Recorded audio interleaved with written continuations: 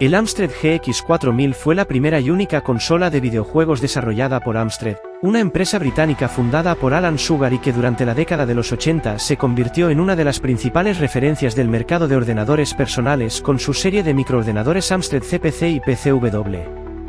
La GX 4000, lanzada en 1990, surgió como un intento de la compañía por diversificar su línea de productos y adentrarse en el competitivo mercado de las consolas de videojuegos, dominado en ese momento por gigantes como Nintendo y Sega.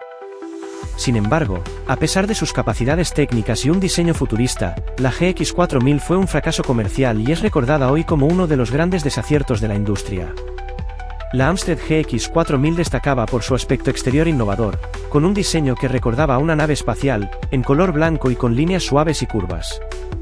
Estaba equipada con el mismo procesador Xilinx Z80 a 4 MHz que utilizaban los ordenadores de la serie Amstrad CPC, y compartía muchas de sus características internas, lo que la hacía muy similar en términos de rendimiento a estos microordenadores. Contaba con 64K de memoria RAM y 16K de memoria ROM, y su chipset gráfico, el famoso CPC Plus, permitía una paleta de 4096 colores, de los cuales podían mostrarse hasta 32 simultáneamente en pantalla, con una resolución máxima de 320 x 200 píxeles. La consola utilizaba cartuchos para los juegos, un formato similar al de sus competidoras, y disponía de 2 puertos para joysticks de 9 pines, compatibles con los mandos estándar de Amstrad, así como una salida de vídeo RGB que proporcionaba una calidad de imagen superior en televisores CRT. Además, la GX 4000 tenía un sistema de sonido de 3 canales controlado por el chip i3-8912, que, aunque respetable para la época, se quedaba corto frente a las capacidades sonoras de las consolas de 16 bits como la Sega Mega Drive o la Super Nintendo.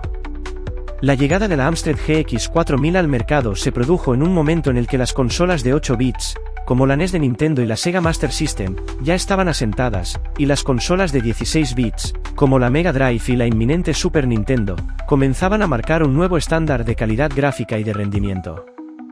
Aunque la GX 4000 tenía un hardware decente y algunas innovaciones interesantes, su propuesta se veía limitada por su parecido técnico con los ordenadores CPC.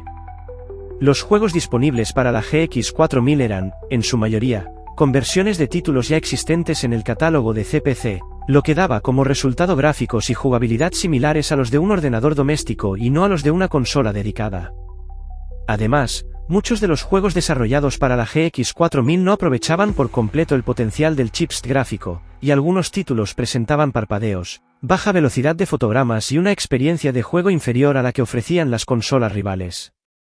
Los desarrolladores no mostraron gran interés en la plataforma, en parte porque Amstrad no ofreció incentivos suficientes para que se desarrollaran títulos exclusivos o para que se optimizaran adecuadamente los juegos para el hardware de la consola.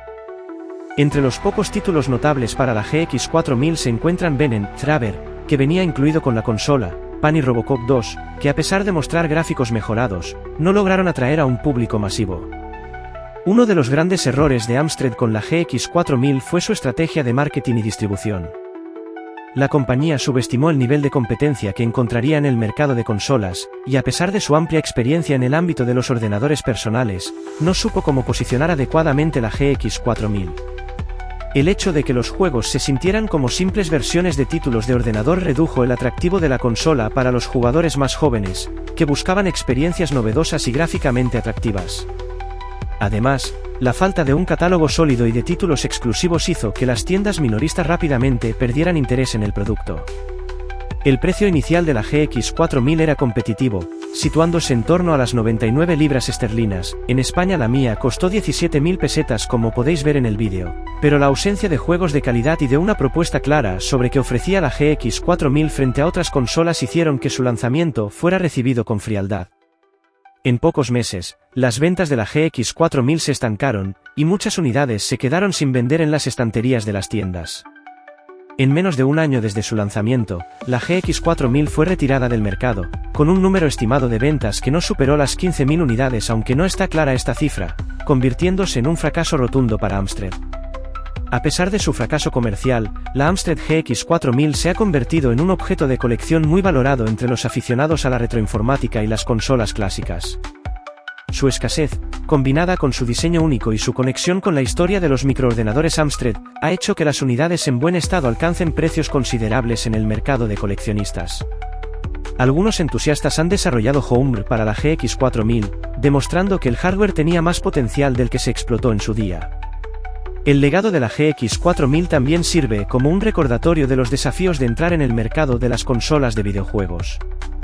Aunque Amstrad había demostrado ser una empresa innovadora y exitosa en el mercado de ordenadores personales, la falta de experiencia y de una estrategia clara en el mundo de las consolas les costó caro.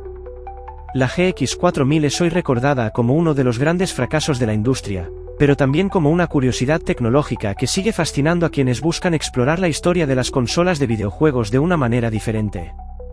En conclusión, la Amstrad GX 4000 fue una consola que, a pesar de contar con un diseño atractivo y un hardware respetable para la época, no supo destacar en un mercado muy competitivo.